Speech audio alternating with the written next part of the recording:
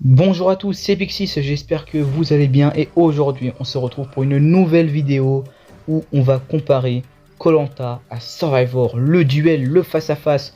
Alors clairement c'est le même programme mais ils utilisent leur concept vraiment tellement différemment que je me disais que faire une vidéo comparative ça pouvait être vraiment très intéressant.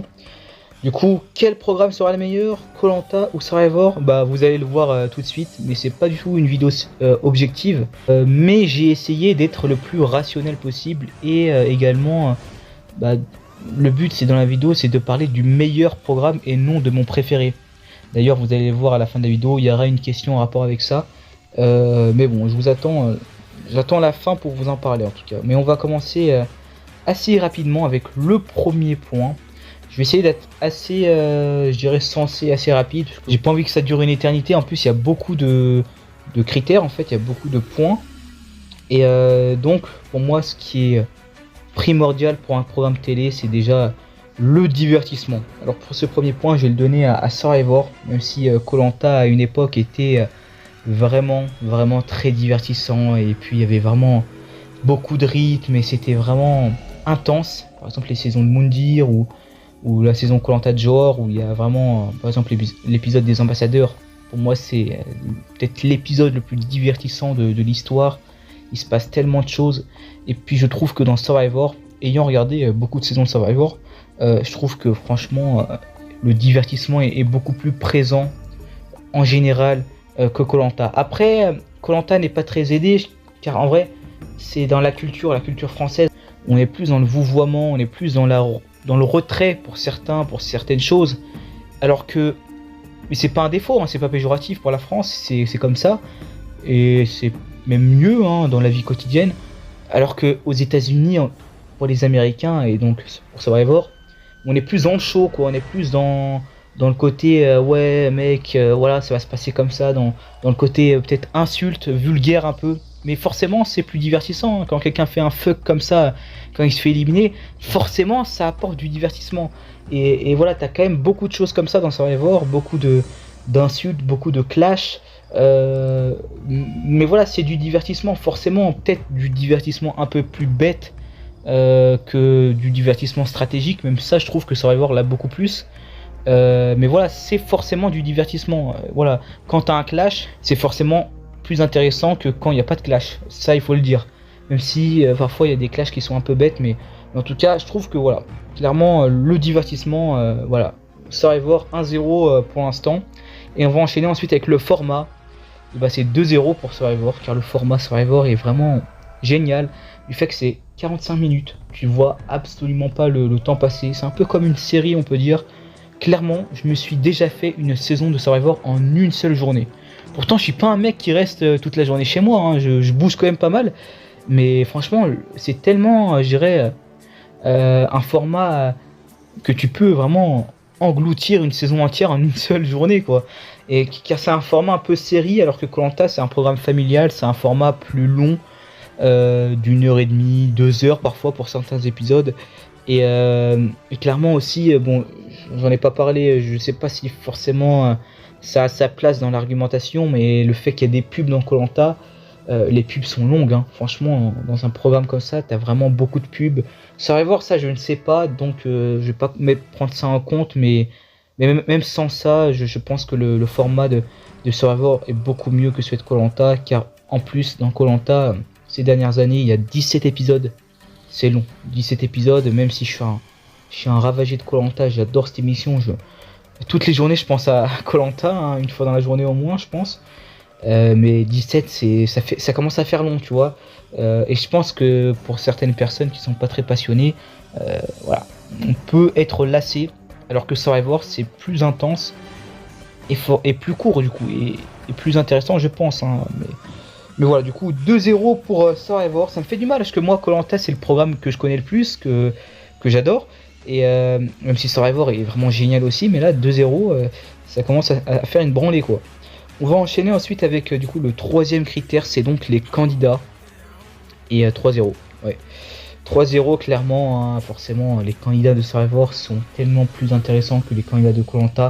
Bien qu'on a beaucoup de candidats de koh qui sont exceptionnels. Nicolas de 2002, génie. Clairement, Claude, même Frédéric ces dernières années là. Frédéric, pour l'instant, il a fait que 2 saisons. Et même sa deuxième saison, elle n'est pas encore terminée. Je trouve que c'est un gros potentiel de koh. Et c'est vraiment un excellent candidat, quoi. Mais il y en a plein d'autres aussi qui sont vraiment très bons, hein, et que j'adore. Comme des candidats comme Mohamed. Des candidats, je dirais, plus naturels aussi que j'aime bien. Mais en fait, dans Survivor, t'as vraiment tellement de candidats. Enfin, peut-être pas différents, mais des candidats qui apportent tellement au jeu, en fait. Qui font tellement plus de choses. Même si peut-être qu'on a plus d'attache pour les candidats de koh vu qu'on les connaît plus. Mais franchement, là, je vais donner le point à Survivor, car les candidats Survivor, ils sont plus intéressants, plus divertissants. Et également, bon, le côté stratégique va revenir, mais franchement, quand t'as des candidats dans la saison, frère, t'as la moitié du casting qui joue stratégie, qui comprend la stratégie, qui veulent être stratèges, qui font des stratégies. Enfin, c'est tellement un plus pour le programme, c'est un truc de fou, quoi. Et voilà, même si le but c'est d'avoir des candidats complets, bah, le fait que tu as des candidats comme ça qui savent jouer, qui veulent jouer, bah, ça rapporte, je dirais, un grand plus à la saison. Voilà. Et du coup, ça fait tellement de candidats très bons. Et en plus, voilà, je trouve que les gagnants, je vais l'inclure dans le critère candidat, les gagnants de Survivor, franchement, il n'y a rien à voir avec les gagnants de koh, quoi. Les gagnants de Survivor sont tellement plus complets, t'as tellement plus de meilleurs gagnants de Survivor que de mauvais, en fait. Même si tu peux parfois tomber sur des gagnants pas terribles. Mais alors que koh, en général, le profil type gagnant, c'est un profil assez transparent qui va se cacher derrière une grosse stratégie et qui à la fin va gagner. Du genre Clémence, du genre Philippe en 2004. Et également Christelle, par exemple. Ça, t'as quand même beaucoup de profils comme ça, alors que dans Survivor, il y a ça aussi, mais c'est moins le cas. Je trouve qu'il y a plus des gagnants aussi qui ont bien joué, qui ont fait des choses. Après, voilà, Survivor, il y a quand même plus de saisons aussi, du coup, forcément, ça aide pas trop pour koh.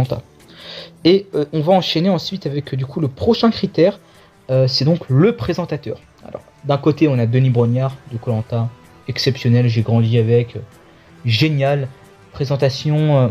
Peut-être un peu bancal parfois, il se trompe vraiment, je trouve, sur des records de fou. Quand tu dis à Pascal, vous êtes le premier de l'histoire de koh à gagner 2 fois les poteaux, alors que t'as Jade. Même moi, quand je regardais en 2018, je me dis, mais qu'est-ce qu'il raconte? Jade, mec, Jade. Alors que moi, bah, avant 2018, j'étais quand même plutôt petit en plus. Enfin, c'est un truc de fou quand même, que même moi, à l'époque, je l'avais vu, alors que lui... avec son grand âge, jamais j'aurais pensé qu'il serait trompé comme ça. Et ça, c'est pas la première fois. Il a quand même balancé beaucoup de choses qui sont vraiment horribles à entendre pour un fan de koh. Je peux comprendre, et même moi, parfois, je peux oublier des trucs qui sont absurdes. Mais là, à ce niveau-là, une performance telle, t'as juste Jade qui a gagné 2 fois les poteaux. Tu dis à Pascal, c'est pas un record du genre vous êtes le premier à avoir gagné 5 épreuves dans une saison. Non, c'est pas un truc comme ça, quoi. C'est vraiment un gros truc, quoi. Gagner 2 fois les poteaux, t'avais eu que Jade qui l'avait fait, hein. T'avais pas eu beaucoup de candidats, donc là j'avais pas du tout compris. Et puis même, franchement, alors là je vous dis les côtés négatifs, car c'est un comparatif, mais je ferai une vidéo sur Denis Brognard pour parler de sa grandeur et de son... Vraiment de... J'adore ce type, j'adore ce présentateur, mais je vous en ferai une vidéo, car moi c'est un type que je respecte énormément et qui est pour moi indispensable à koh. Et donc voilà, en plus ce que je trouve dommage aussi, c'est que parfois niveau stratégique, il va un peu descendre les candidats qui ont fait des choix stratégiques du genre dès le début de la saison aussi, dire par exemple vous êtes le stratège de la saison, hein, voilà, vous êtes stratège, mais c'est pas grave, vous êtes stratège, franchement. Et puis ça, il avait dit il y a pas longtemps en plus, même si ces dernières années je trouve qu'il est plus il est moins comme à l'époque où il était quand même je crois que je préfère quand même le Denis de l'époque qui était un peu rude, un peu ferme, qui savait mettre de l'autorité. Maintenant, voilà, il est plus sympathique avec les candidats, mais ça reste néanmoins un très bon présentateur. Et en face, on a Jeff Probst, je sais pas trop comment on prononcer, mais franchement, présentateur exceptionnel. Voilà, je préfère personnellement Denis Brognard, mais je trouve que Jeff est quand même meilleur que Denis. Car Jeff, franchement, niveau de la présentation, c'est nickel. On a vraiment de la sympathie pour ce mec, alors que je l'ai connu tellement après Denis Brognard. Dès que je l'ai vu, même si au début il était pas très intéressant, au fur et à mesure des saisons, franchement, il est tellement appréciable. En fait, c'est vraiment un bon présentateur, quoi. Et puis voilà, et parfois je trouve, alors ça rajoute un truc, tu vois. Par exemple, dans une saison, il aura un chapeau, dans une autre, tu vois, il s'adapte un peu avec le style des saisons, mais ça c'était surtout dans les premières.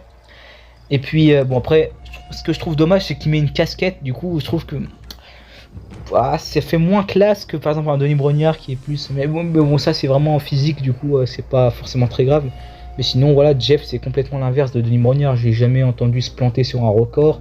Après j'ai pas tout regardé de Survivor, mais voilà. Et puis voilà, il est quand même plus complet, je dirais, dans sa présentation. Il respecte un peu plus le jeu, par exemple, que Denis à certains moments.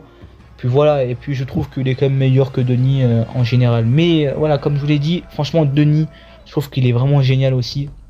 Mais s'il fallait faire un choix, je donne le point du coup à Survivor. Donc pour les présentateurs, c'est donc encore un point pour Survivor, un sans faute, 4-0 pour Survivor.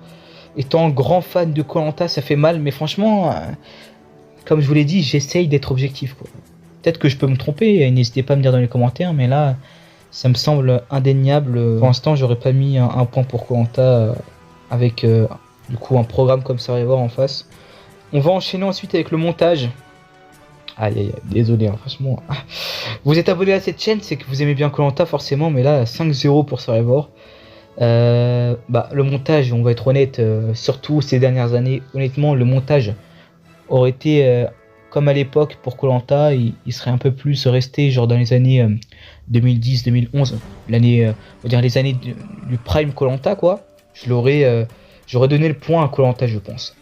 Mais là, franchement, Koh-Lanta niveau montage, c'est pas catastrophique, mais c'est pas bon, quoi. Même ces dernières saisons, là, franchement, il y a quand même des choses qui sont assez coupées, on comprend pas forcément tout. Et même, t'as des épisodes qui sont coupés en deux. C'est quoi ce montage, quoi? Et t'as des épisodes qui sont coupés en deux, qui ont été prévus pour être coupés en deux. Ils arrivent quand même à se planter au niveau du montage. Les gars, par exemple, l'épisode des ambassadeurs du feu sacré, l'un des pires de l'histoire, quoi. Même celui du totem maudit, l'un des pires. Et pareil, la finale, c'est quoi ce montage? Alors que la finale de Survivor, j'ai pas peur de dire que c'est vraiment l'un des moments les plus attendus de Survivor, car t'as vraiment un big épisode avec le F4 ou les F5 qui dégagent, le dernier éliminé au conseil. T'as aussi une finale vraiment, je dirais, stylée, avec un beau montage, avec un bon prime à la fin, un bon truc, quoi. Enfin, un bon montage en général, même tout du long de la saison. Et Koh-Lanta, c'était un peu le cas, je dirais, dans ses meilleures années, mais actuellement, le montage de Koh-Lanta n'est pas bon. Je suis désolé, hein, c'est pas pour être méchant avec Koh-Lanta. Je suis un fan de Koh-Lanta, j'adore cette émission, j'adore, mais franchement, là, je peux pas dire que le montage de Koh-Lanta est mieux que celui de Survivor. En tout cas, dans les saisons que j'ai regardé de Survivor, le montage est bien mieux. Et pareil, ça va relier un point dont on a déjà parlé, c'est le format. 45 minutes, au niveau du montage, ça passe forcément mieux que 1h30 ou 2h. Donc forcément, pour moi, le montage est mieux, est mieux du côté de Survivor. Donc c'est un 5e point, un bon 5-0 pour Survivor, ça fait mal. Et on va enchaîner ensuite avec les musiques. Les musiques, franchement, je vais donner le point à Koh-Lanta, là, voilà, 5-1. Alors, j'adore la musique de Survivor, la musique intro, là.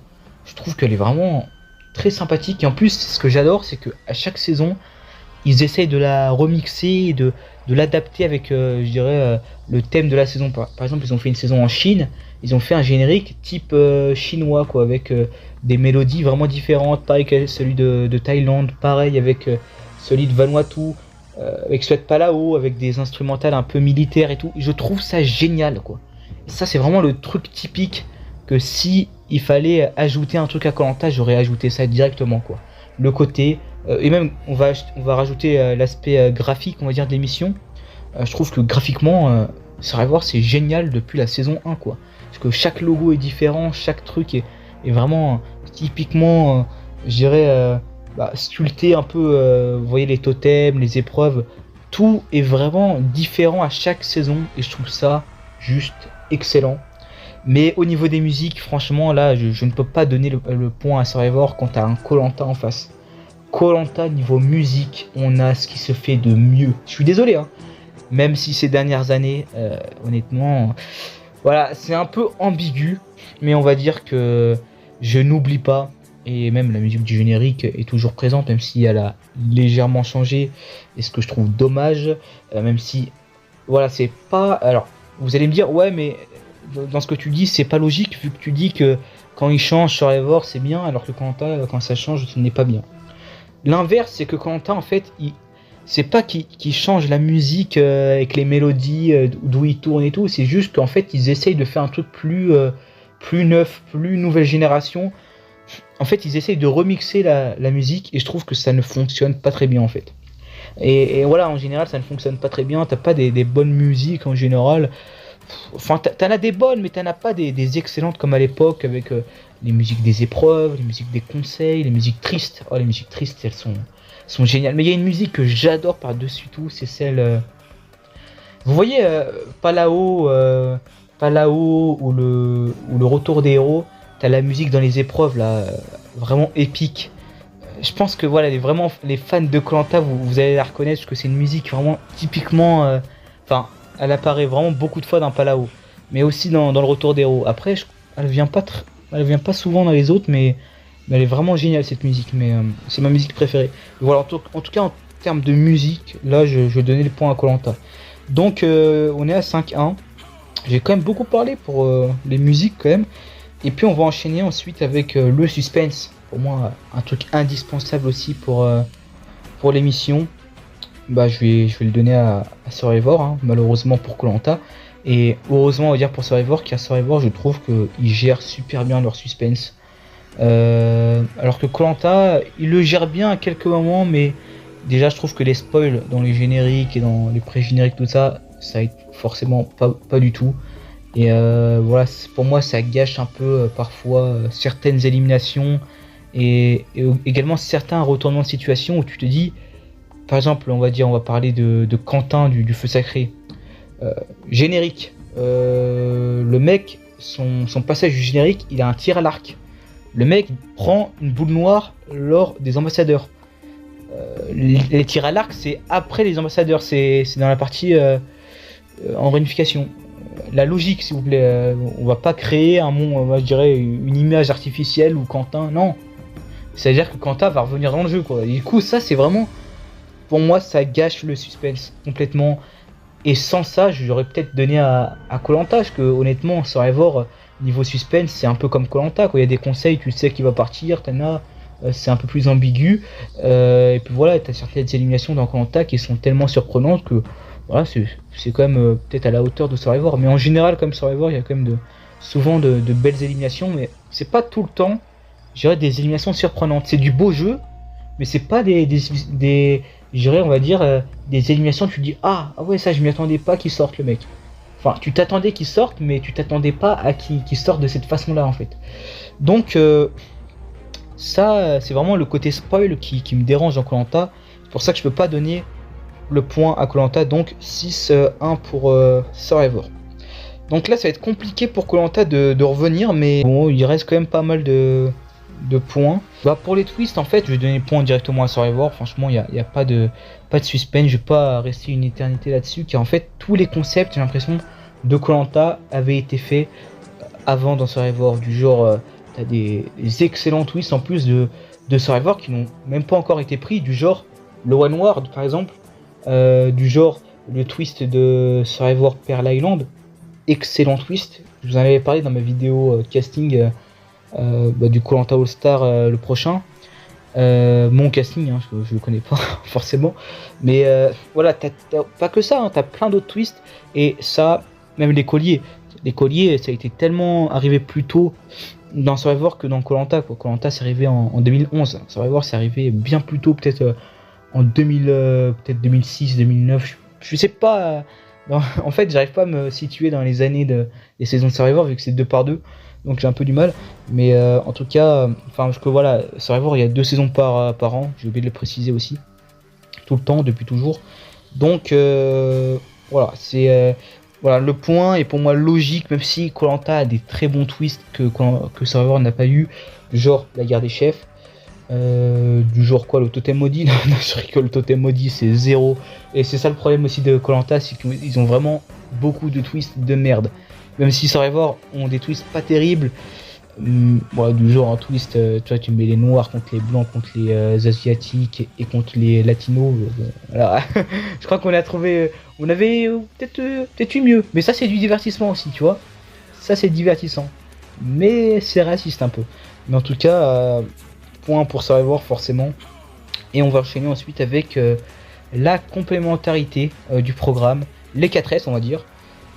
Franchement, je vais être honnête, ça je vais le donner à koh.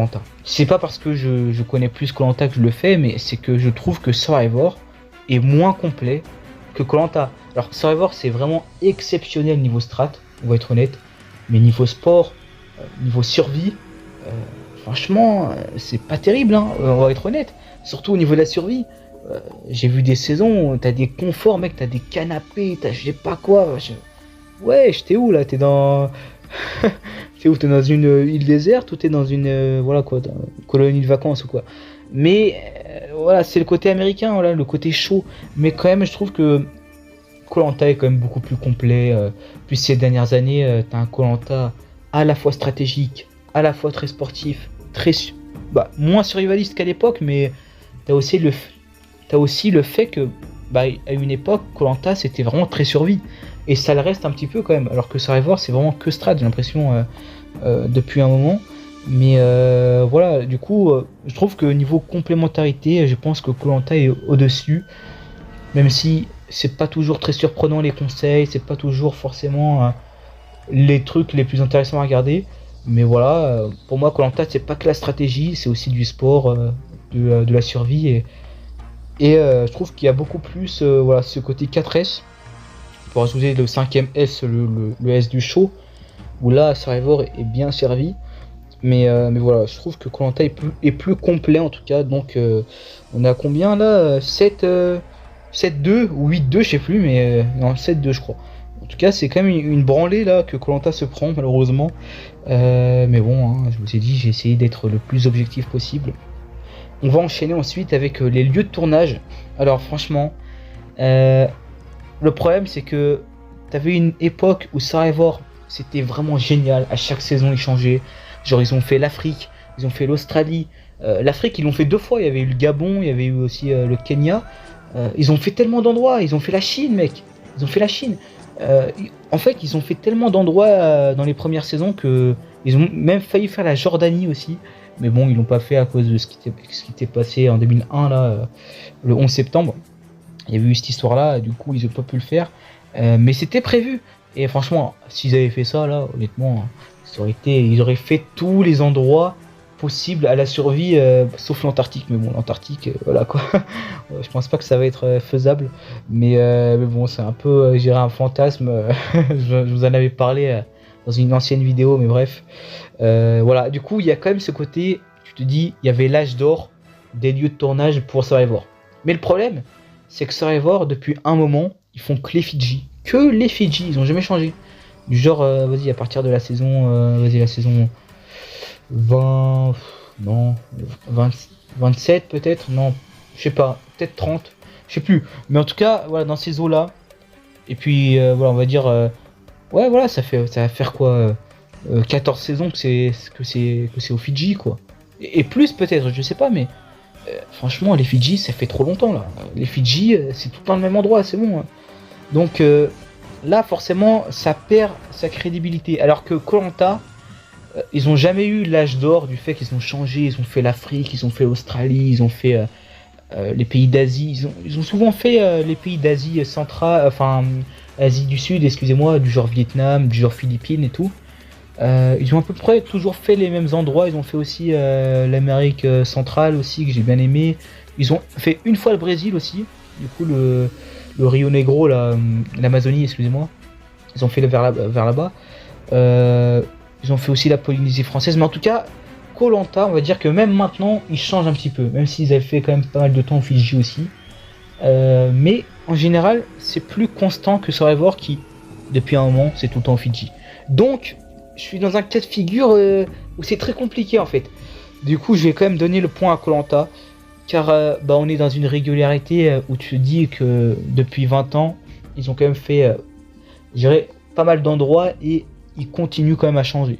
Donc, c'est quand même plaisant. Alors que Survivor, On était dans un âge d'or où tu avais tout le temps du changement, mais d'un coup net, voilà, tu es tout le temps au même endroit, donc c'est dommage. Mais pourtant, ça va voir sur le papier, si tu comptes les premières saisons, juste les premières saisons, là clairement ça te défonce Koh-Lanta.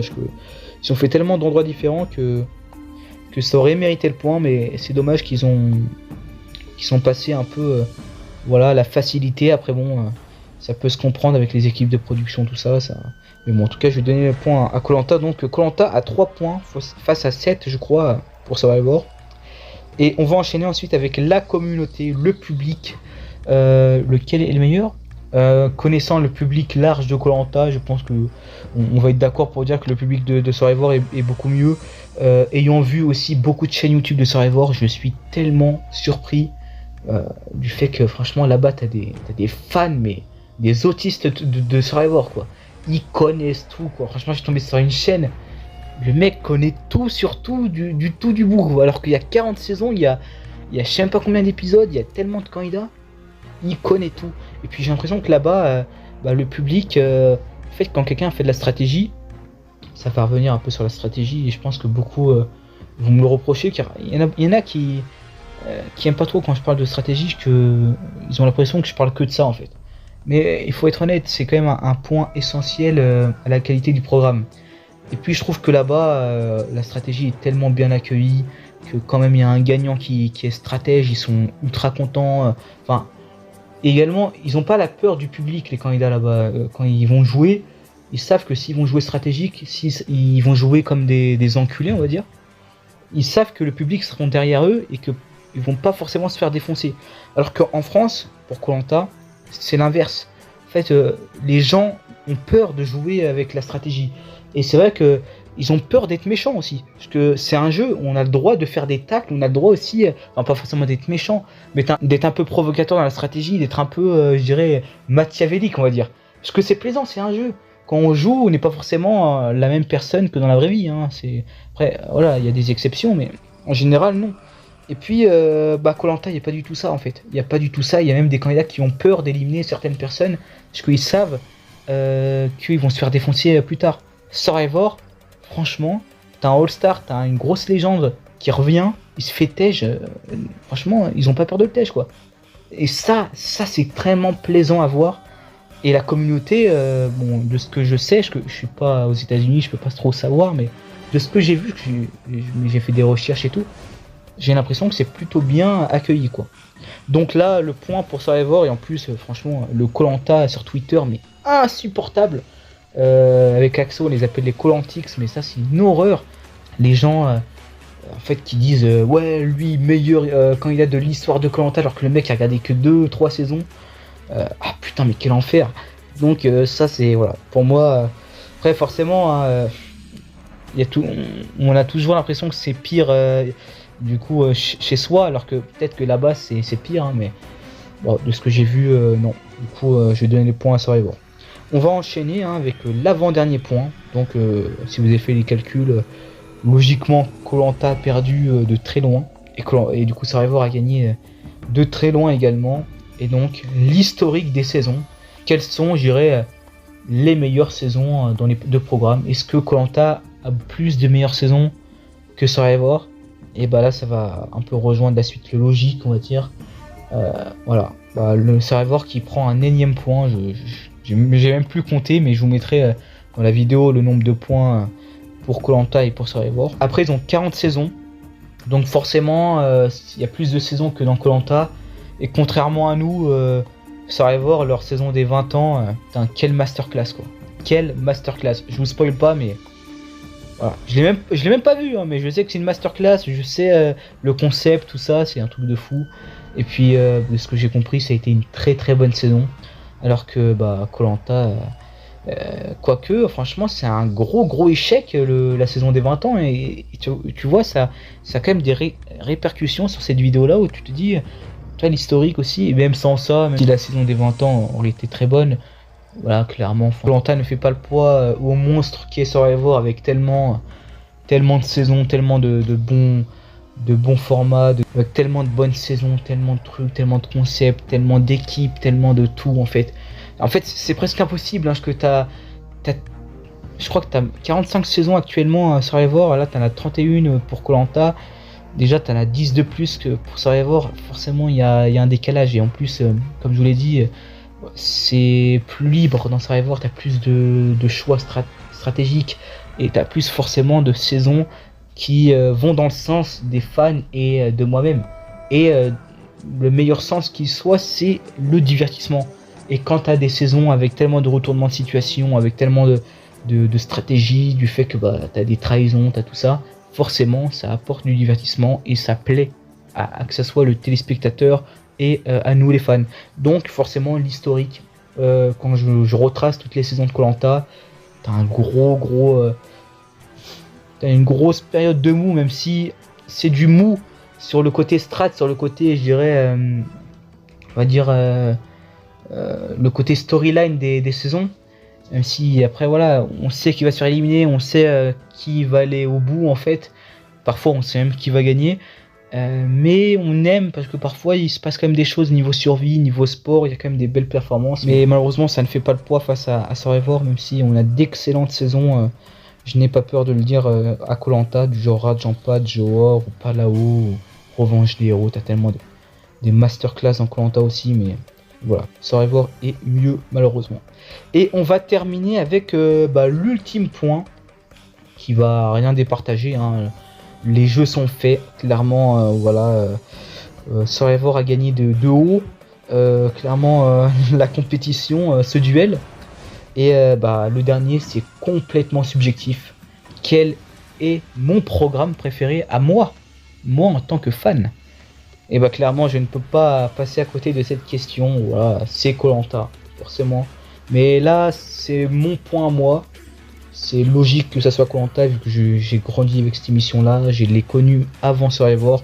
Je l'ai préféré plus que Survivor. Même s'il y a un moment, je dirais que il y a un moment, je les avais au même niveau Survivor et koh Lanta. J'étais une période, j'adorais Survivor et j'adore toujours. Mais j'ai tellement cet amour pour koh Lanta que je ne peux pas faire en sorte de préférer un autre programme, même si c'est Survivor, je dirais objectivement, on va dire, un meilleur programme que koh Lanta, clairement, comme je vous l'ai dit, et comme ça le prouve dans cette vidéo. Là, en fait, je sais pas ce que je dis, parce que, comme je vous l'ai dit, l'objectivité n'existe pas, mais pour moi, objectivement, Survivor est mieux, tu vois. Mais je préfère koh Lanta parce que c'est personnel, parce que c'est tellement un programme qui m'a marqué, et même pour rien au monde je changerai ce programme, même s'il y a des défauts, il y a des choses qui se sont mal passées, il y a également eu beaucoup de drames, beaucoup de choses horribles, et Survivor a su contourner ces choses là. En plus, il n'y a jamais eu de décès dans Survivor, je crois, dans une saison. Ouais, non, sinon je le saurais, je pense, mais ouais. Et puis koh Lanta, ils sont passés par beaucoup de polémiques, beaucoup de malchance aussi, et puis ils sont toujours là. Ils sont là depuis 2001, et avec un présentateur au top, avec des candidats marquants, avec pas mal de choses, pas mal de bourdes aussi. Le coup du mardi, j'ai rien compris. Le coup des épisodes coupés en deux, je comprends pas. Le coup de la finale à 5, j'ai jamais compris et je comprendrai jamais. Et tu mets un fan de Survivor, un américain, il voit ça, finale à 5, 2 éliminés à l'orientation, il fait un AVC mais direct. Parce que t'as deux joueurs qui partent comme ça sur une épreuve éliminatoire. C'est nul, franchement, il faut le dire, c'est zéro, c'est nul ça. Mais j'aime koh Lanta, même les poteaux à la fin, je kiffe. Franchement, koh Lanta, c'est... Ouais. Après là, je suis pas objectif, forcément, c'est koh Lanta, quoi. Et puis, vous voyez, tellement j'adore cette émission, j'ai une chaîne YouTube qui parle essentiellement de ça. C'est quand même la preuve ultime que j'adore. Et j'ai même fait une série de vidéos de 5 épisodes avec des... en général, quand tu comptes les heures de cette série, de mon ultime tier list, j'ai 10 heures de vidéos. 10 heures de vidéos où tu parles de tous les candidats de koh Lanta. Alors là, si je préfère Survivor à koh Lanta, je me tire une balle, parce que là... non, clairement non. Bon, allez, assez parlé, hein. J'espère que vous avez apprécié cette vidéo.